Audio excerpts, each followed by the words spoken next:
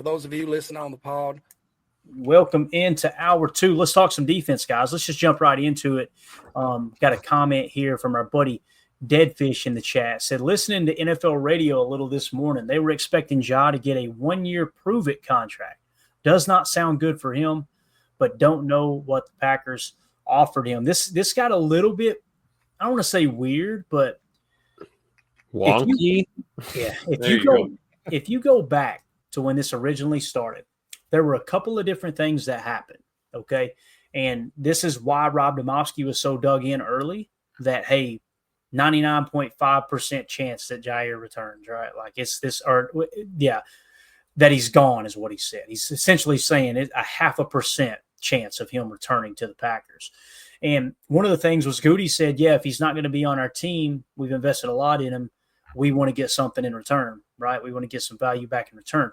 That is never, there's never been, this is Jason Wilde's words, and I said this last night, and I just want to repeat it because Jason Wilde right there on the left, by the way, he's covered a team since 1996.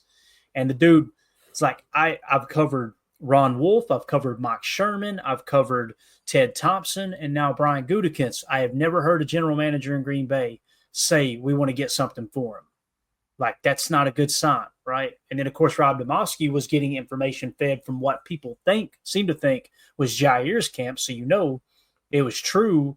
Certain Packer fans were trying to paint it like Rob Demovsky was being negative about Jaire, trying to run him out of town. And then don't you look silly that now we look up and it was actually Ja's camp that was feeding that information to Rob Demovsky, allegedly, right? That's where people were kind of connecting the dots now. But anyway, that 1-year prove it, that doesn't surprise me one bit. Here's what Brian Gutekunst had to say. I'll read the tweet from Matt Schneiden as he said, why didn't the Packers take a gamble on Jaire Alexander staying healthy and keep him? Brian Gutekunst said, obviously we've done that the past few years and it really hasn't worked out for us. Okay, so let's play the clip. It's probably what he says here, but just in case he says something else, and I apologize for the volume here live, we will amp it up for the podcast listeners. Here we go. I think obviously we've done that the past few years and it hasn't really worked out for us. I think as we went through it was just something, we looked at a lot of different angles, what might be right for the club, and this is kind of where we ended up. But again, it was no bad blood. It's just kind of one of those things where over the last couple of years it hasn't worked out exactly like the ones, not for no fault of anybody, just the injuries kind of took some games away from them. I think obviously we've done that. It's a pretty classy response there. Like, hey, look, it ain't nobody's fault. It's just the way it is, right? Do we run it back again another year? Now, you guys know what I said. Based off the cap situation, I would have been okay with, hey, let's give it one more shot and then we'll cut bait if he's hurt again this year. We'll just do that next year. But $17 million, a lot of money to save, man. I mean, it really is. I mean, think of the cap hits this year. And if you had a $17 million cap hit on a player, that's going to be more than a starter, probably a potential Pro Bowl caliber player is what you can get in that. And we know when Ja's healthy, he is a Pro Bowl caliber player. There's no two ways about it. So I can understand both sides of this. I actually had somebody in the YouTube comments last night said they were unsubbing to the channel because they disagreed with the Jaire getting cut. And I was just like, geez. Things could be a lot worse. I could be a Bears fan. Like I was like, I don't work for the team, right? Like I didn't. Anyway, what'd you say, Emilio? I was just saying, tell him to unsubscribe from the Packers and everything because he's not going to like any other news coming out of there. Unbelievable, man. So going on to the next comment here, this is what Goody said, and this raised some eyebrows. It didn't raise any eyebrows for me, to be honest with you. I think they believe in this DB room. We talked about it. We showed last night. The PFF grades, the coverage grades, the last 5 games of the season got significantly better. And you guys know Jaire was not playing at that time. That's not a knock on Jaire. It's just a reality that this team started to play pretty good coverage down the stretch. This is what Brian Gutekunst had to say. And again, this is Rob Demovsky this time with this video. He says, doesn't sound like Packers GM Brian Gutekunst is going to feel the need to make another move to bolster the cornerback room after releasing Jaire Alexander. Here's what he had to say. Right now, do you need to end? No, I feel really good about it. Obviously, the 3 guys that they combined have about 95 starts under their belt. Feel really good about that. We got some young guys I'm really interested to see compete for those kind of final roster spots. But no, I'm excited about where that group is. The 3 guys that have proven their ability in this league. I like their makeup, their toughness, their ability to play. So their versatility. So no, I'm excited about that. So Emilio, obviously, listen, he's not going to go out there. If he did have doubt with this unit, he's not going to go out there and say, hey, boys, I tell you, we're in trouble. Right. This cornerback room sucks. But I believe Goody what he's saying here, man. I really do. Yeah, absolutely. And I think that it's more like, if we're really going to go out and get somebody, I would honestly rather it happen in season. If it's week 2 or 3 or 4, and it's like, all right, we're having a problem back there on the back end. Let's see who we can lock up, trade for, do something like that. I would much rather do that than try to take some reps away from these guys in training camp and moving forward. And the defense had already started humming. You have Carrington, you got Keyshawn, you have Hobbs coming in there. You got Bull probably playing the slot, up and down there with safety, and being able to work at both positions in the offseason and not have to be switched in every other week. I feel like everyone's going to have a little bit of time to get their feet under them and really just, kind of be ready for what's to come.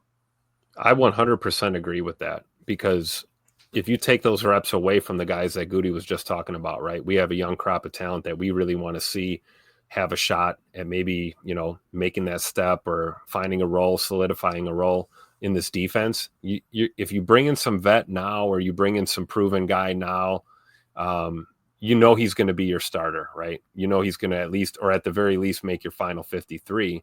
And what does that tell, your young draft picks or your young prospects, before camp even gets started? So I'm with you, Emilio. I think the move should be made maybe not necessarily into the season, but, maybe as we're winding down camp, if right, guys haven't stepped up and they haven't, really, made a case for themselves, and we feel like we need to look elsewhere, that's the time to make a move, because other teams are going to be making moves too. There's going to be names floating around out there.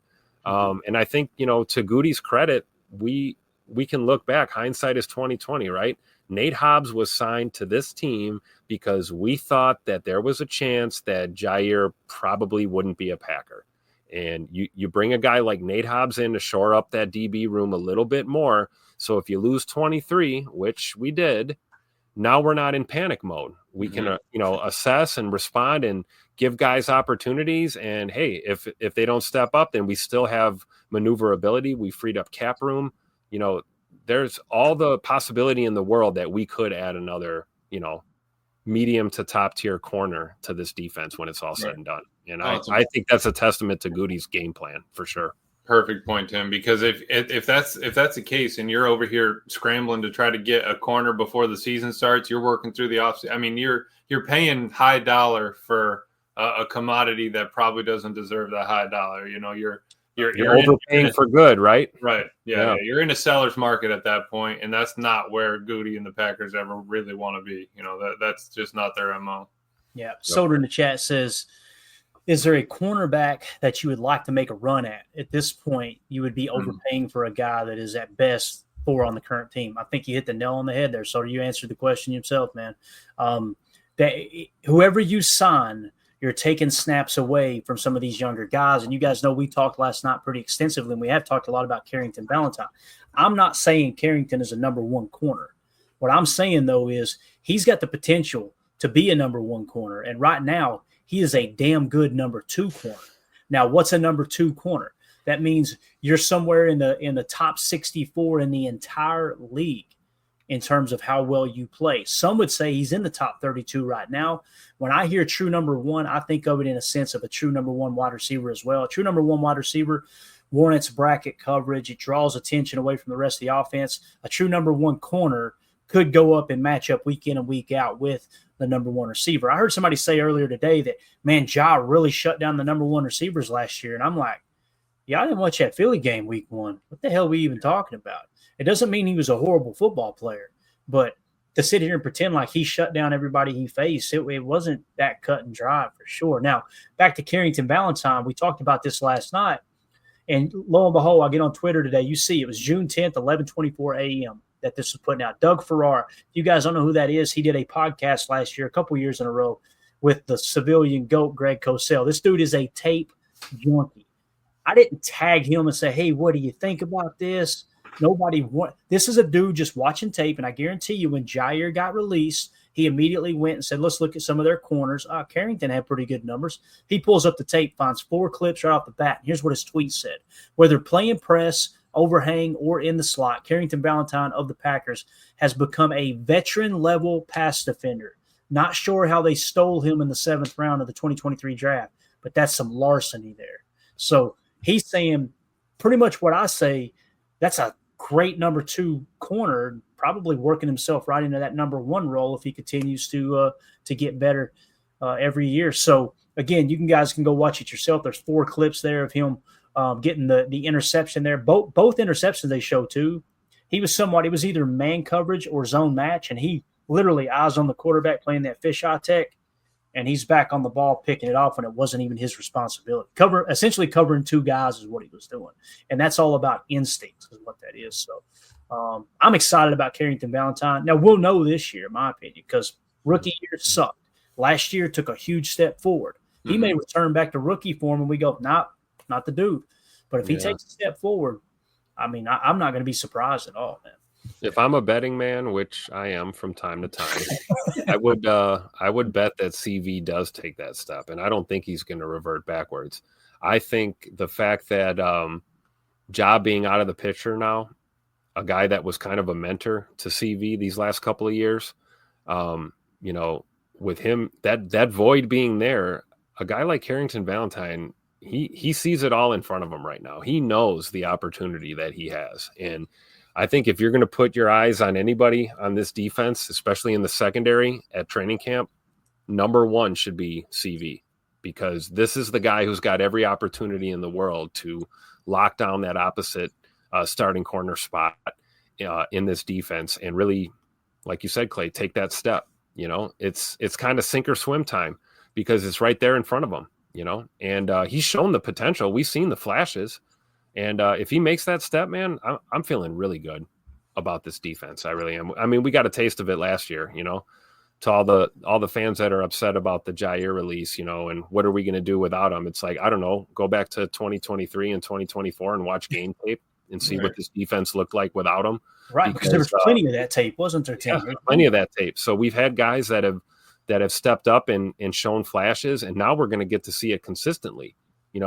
For all intents and purposes, it's CV's spot to earn or lose. You're either going to play your way into that role or you're going to play your way out of it.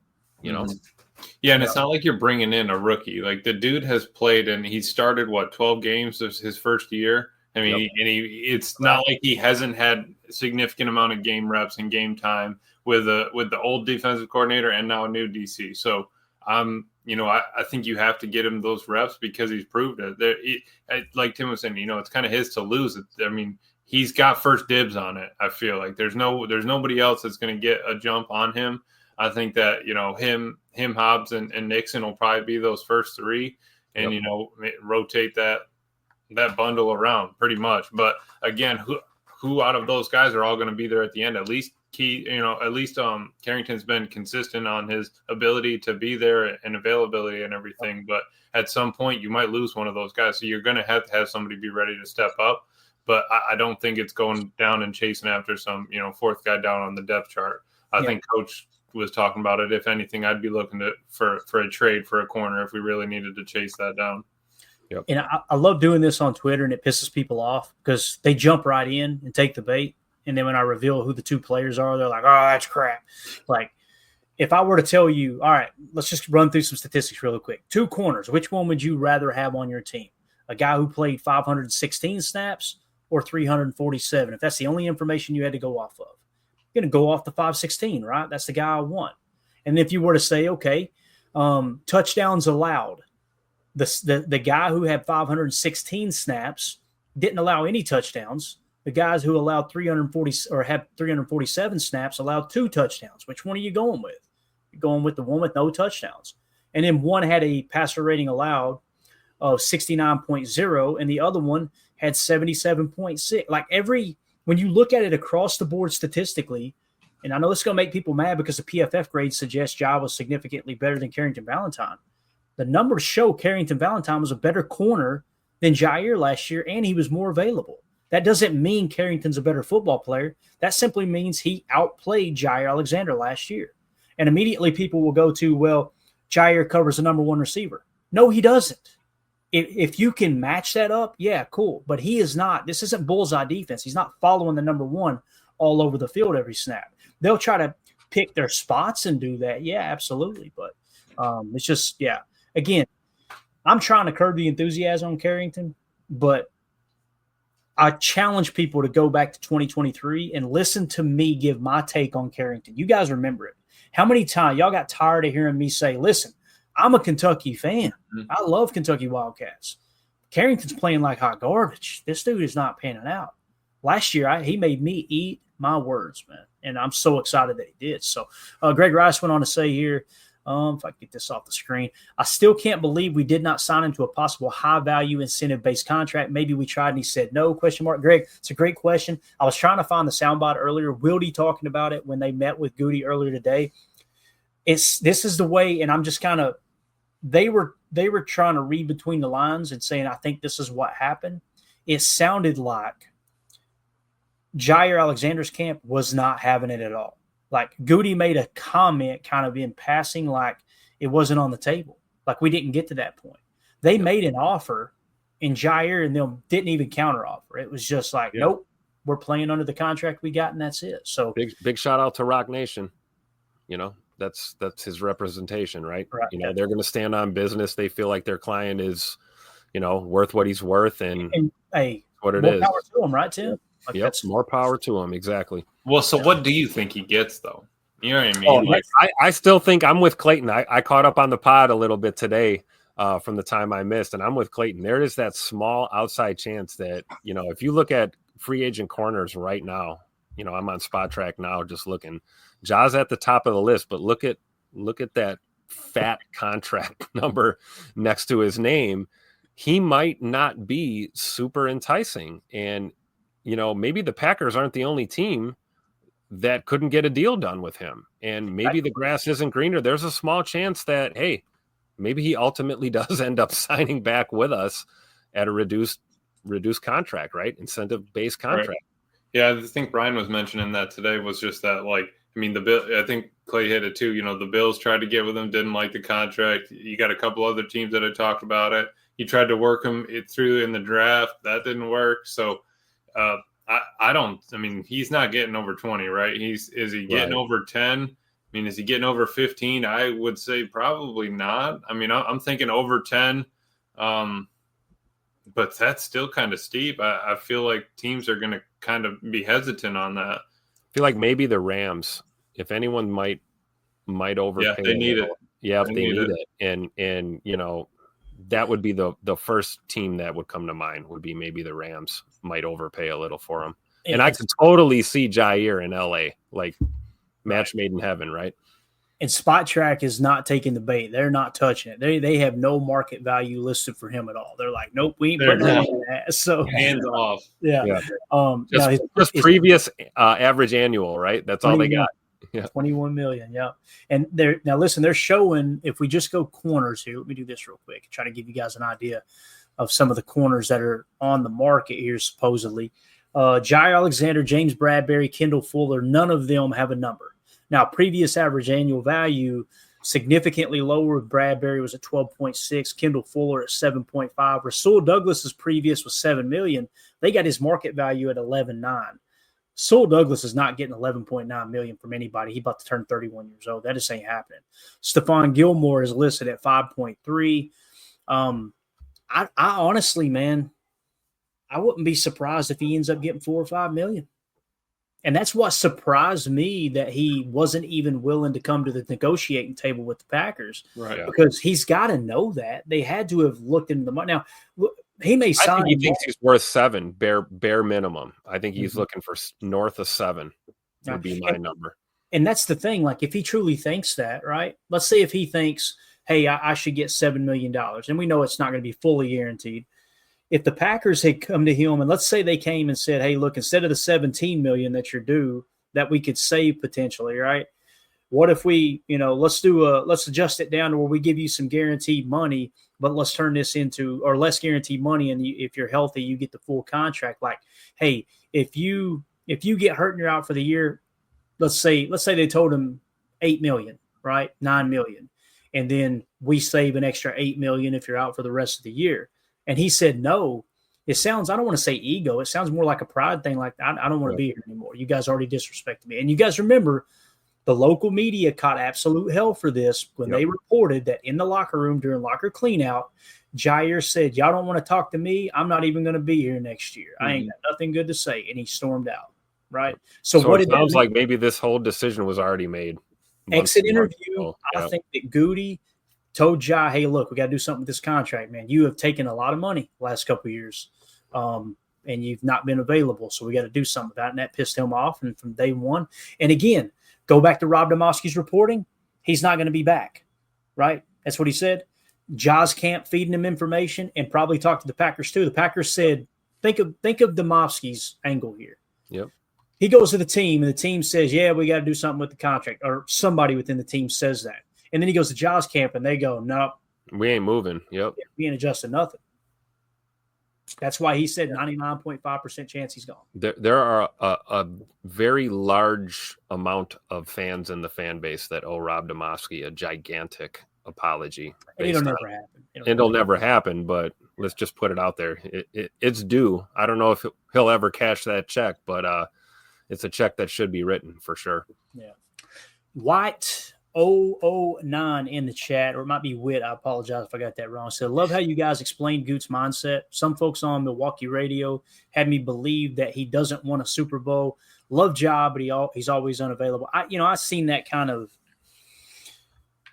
running across social media, and I don't go in the comments or anything. I'll be honest with you, man. I turn on a couple of shows and I just had to turn it right back off. I'm like, man, these people are like, it's just everything that happens with the Packers. That's a wrong move. That's a wrong move. That's negative. We look up at the youngest roster in the league. We win 11 games, and there's crickets. It's the same. If anyone at 1265 believed that Goot didn't want to win a Super Bowl, Goot would be unemployed right now. Right. And again, it's just so easy to look at the salary cap and go, yeah, you got 40-some million. They're not serious about competing. Well, I'd love to see y'all's checkbook. I would love to see what that looks like. Well, I bet y'all balance the hell out of that account. Like, it's all about projecting years in advance. And listen, everybody's welcome to their opinion, but I have a hard time when people are so dug in on an opinion, and it's like, you can plain as day see, man, that's not very responsible. That's not, I can't get on board with that. And they immediately turn their attention to, this guy sucks. He's bad at football. This general manager doesn't want to win a Super Bowl. All of these just extremely hot takes. And it's like, I know how this game's played. Yep. Like, we've watched First Take for the last however many decades, right? This is shock jock radio, whatever you want to call it, right? It's like, let's throw something out there outrageous because people like us talk about it, right? Yep. That's essentially what happens. But that's just like the whole Lucas Van Ness. I turned on one the other day. If AFAM's in the chat, he knows exactly what I'm talking about. He's not here. He's listening to a Chiefs podcast right now. I seen him in the chat for that one. Is the reason I know that. I was like, look at AFAM in here trolling. So I turned it on right before work one morning. I was like, let's get a little Packers talk. And I had to turn it off. You guys seen that meme of that guy taking the earbuds out, like throwing them down the side? That was me. But again, he gets blocked by tight ends. They found one damn clip of him engaging with the tight end and strafing across the line and kind of protecting a zone or whatever you want to call it, a gap. And they're like, look, this guy can't even beat a tight end. Hey, you know who else gets blocked by tight ends? Every single other edge rusher in the National Football League. It's going to happen. And then they tried to paint a picture of how the defense or offensive coordinators and offensive line coach don't respect him enough to put anything more than a tight end on him. One clip. And that's what they came away with. In the meantime, he's getting 11% pressure rate, higher than TJ Watt and Max Crosby. Right. And nobody's talking about that. It's pronounced Max Crosby. Clay, was that something that they're showing? I mean, I don't know, man. That's just, I can't see it. Goot wants to win. I just don't see it. You think God never farted? Respect oranges. Oh, I just seen the comment. I ain't gonna put it up there out of respect for people who are less fortunate. Okay. No, that is hilarious. That is probably what AFAM's doing right now. So anyway, Watt, I appreciate the kind words, and it's why I don't name people. Say name drop them. I don't want to name drop people. I ain't trying to tear people down like that. I'm saying strictly from a fan standpoint, it's embarrassing to turn that on. And then you got, players, family members on Twitter responding to stuff like that. And it's like, what are we doing? Like, why do we have to be a fan base? Why are we fanning like it's 1984? It's 2025. The game has evolved. The game is played differently. Things are a little bit different. You have to evolve as a fan with the game, right? Otherwise you're left behind, man. You're like Uncle Rico, right? Talking about the good old days. And was that clip when he had a broken thumb, or was it not? Are we not talking about that? Look, I'm glad you bring that up, Emilio. I'm going to let you have your point back. They mentioned that this is back during the season, right? Or toward the end of the season. They said this was when they were just harping on Rashawn Gary being absolutely horrible. Then he makes the Pro Bowl, and they're like, "Oh my God, that doesn't mean anything." That didn't work. Yeah. So they said that Lucas Van Ness had to switch sides. He had to switch sides, right, because of the thumb. Mm-hmm. And Gary still can't beat the weaker tackle. And I'm like, what's the weaker tackle? You're saying the left tackle is weaker than the right tackle? What team are you talking about? Like as if it doesn't change week in and week out, the matchup. Right. And it's like immediate at that point, they were all on their high horse just trying to bash the hell out of Rashawn Gary. In the meantime, he leads the team in sacks. He leads the team in quarterback pressures. He leads the defensive line in run stops, and he makes the Pro Bowl. And I'm not saying the Pro Bowl is everything, but like you understand how stupid you sound right now, right? Like this is, I don't get it. With anyway, 56% of the snaps it was? So, yeah. I mean. What do we even do? It was less than that. It was less than that. It was like in the 40 percentile because we talked about how if he'd gotten the same amount of snaps as TJ or as Max Crosby, he would have had LVN. LVN. Yeah, LVN. Yeah. He was like I want to say he was like 39 or something like that. But yeah. So you were talking about Rashawn Gary. Yep. The point Emilio's making is if he had that same 98% snap rate that Max Crosby had, Rashawn Gary would have finished probably with 12 or 13 sacks. That's what he was on pace for. Yep. So again, you blame the coaches, right? But Emilio, you did a great job breaking that down the other day that, okay, yeah, they get a lower snap count, but Max Crosby was banged up because they worked him to death, and TJ Watt was injured because they worked him to death. And that was my question that was my question that I had to the group when we were talking about it. It's like, how much is that hockey line of us prepping to pre-plan to be able to make sure these guys can make it to the playoffs? Right. Like, how are we going to run them into the ground weeks 1 through 8 just so that we have an 8-0 record, or we try to get an 8-0 record just so that in 2 months we're going to need them again. So why run them into the ground now? Playoffs. Bates says, I know this doesn't matter, but CV has a great personality, funny as hell, reminds me of Jamal Williams. It does matter, Bates. It does matter, man. That stuff, that can really pull a team together. Yep. When you're in the heat of the battle, go back and I know you've seen this, Bates. You're an old head like me. You can go back and find the Joe Montana clip of them in the Super Bowl, and they're about to go down for like the game-winning drive or whatever, and they're in the huddle, and Joe Montana looks up in the stands and says, "Is that Joe? Is that what was it? John Candy. Is that John Candy?" And they were like, "What?" And he went, "That's John Candy." And the rest of the team, imagine the huddle, they all go, "Oh yeah, it is John Candy." Like, and they immediately go back, and his teammates were like, "The game on the line, Super Bowl on the line." And this dude was that's why they called him Joe Cool. Ice in his veins. Yeah. For 5 to 10 seconds, they got away from that. He distracted them, and then we went right back to focus, right? Yep. Enough to get you out of the jitters or the nerves. I love it. And that's something that Jair Alexander did really well while he was here. Now, the last couple of years kind of got in his own thing, right? Worried about he wasn't voted captain, and then 2 years later, whatever it was, the next year, he makes himself a captain, and next thing you know, he gets suspended, and then he remember that time that he told the media, he said, "I'm going to stop talking to you guys because y'all always get me in trouble," and it was just like always something. He kind of lost that, He did. He lost that. I like this point by Bates because you bringing this up reminded me of this. We think we might lose a little bit of that swag or that chippiness on that defensive side of the ball, but I disagree because, like Bates is saying, CV is cut from that cloth. He will talk the talk and walk the walk. we've got Keyshawn Nixon. Keyshawn Nixon is no stranger to talking a little trash and going out there and banging heads.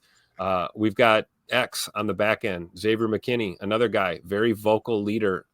There's plenty of that personality in that secondary room, even without Jair. I think to your point, Clayton, if anything, it's a little bit healthier and maybe a little less misguided. Like you said, I think, me being the president of the Jair fan club, I'm still kind of digesting this whole Ja's not a Packer anymore. But hey, nothing that we've said here is not true. I don't think, right.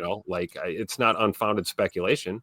Mm-hmm. And maybe it was just time. Maybe last year was time to move on and we didn't.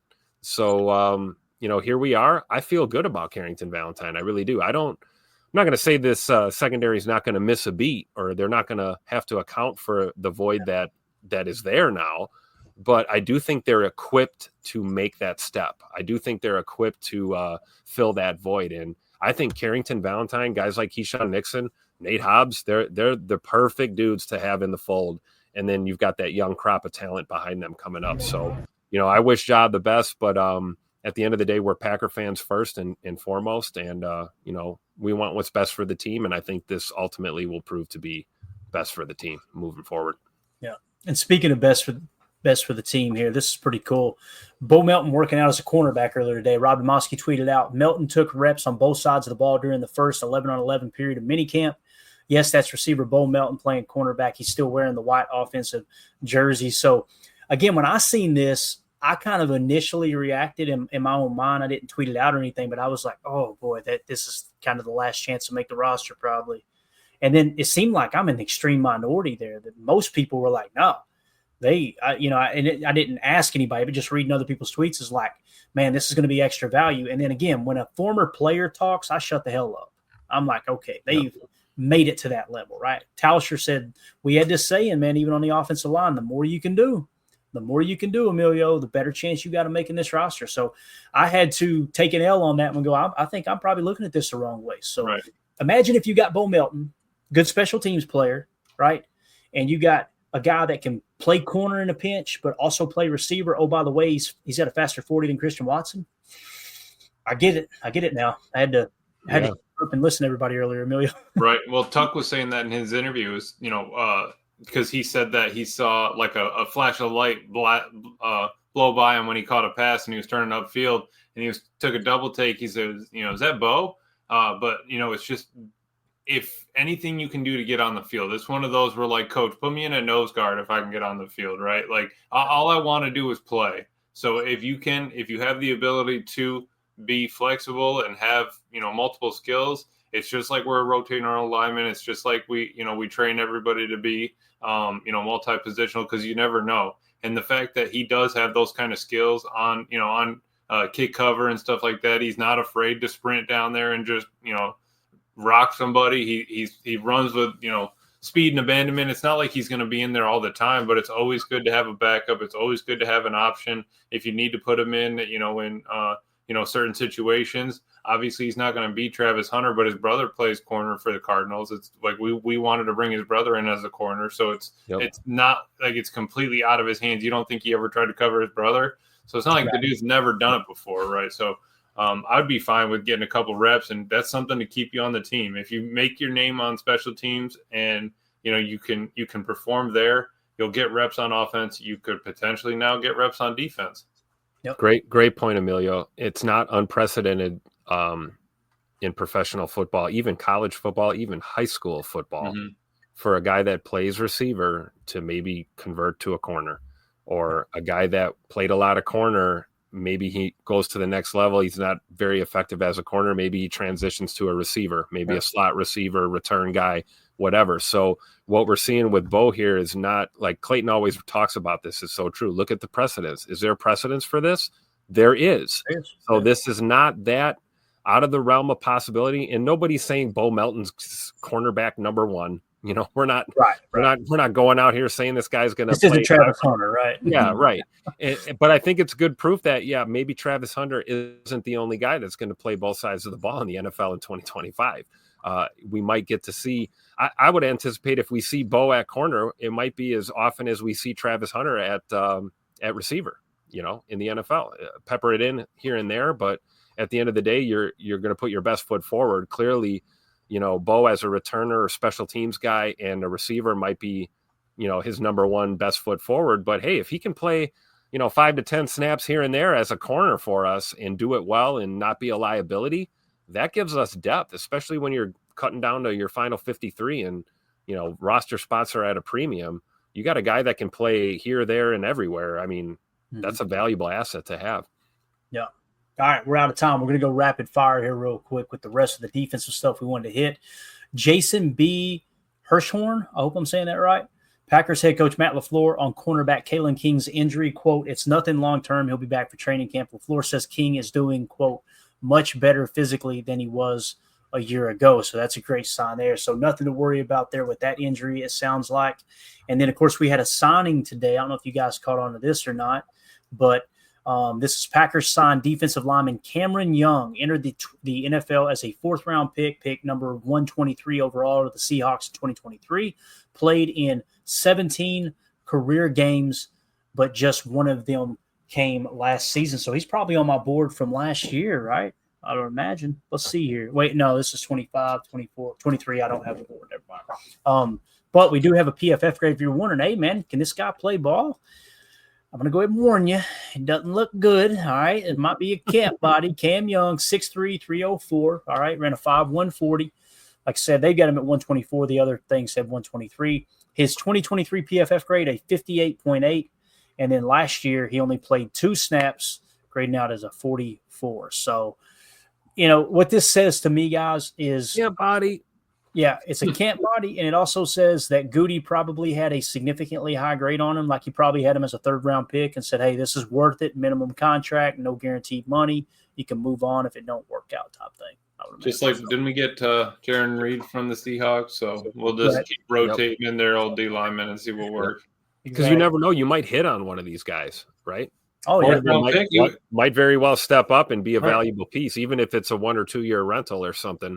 I mean, how do we normally do in the 4th round, Tim? I know we didn't pick him, but if you got an eye for him. That's so true. All right, that's it. Anything else you guys want to hit before we wrap up?